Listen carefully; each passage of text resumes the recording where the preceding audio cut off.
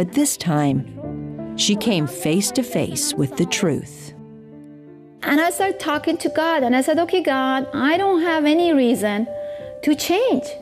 I was Muslim and you were good to me. I have no reason to change. But if you have any reason, you show me a sign. I saw a person right in front of me, and his face is right where my face is, and I can see his whole body.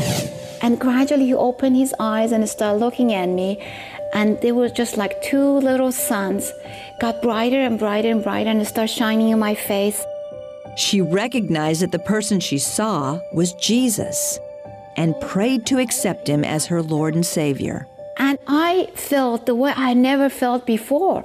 I felt like probably tons of weight was off my shoulder.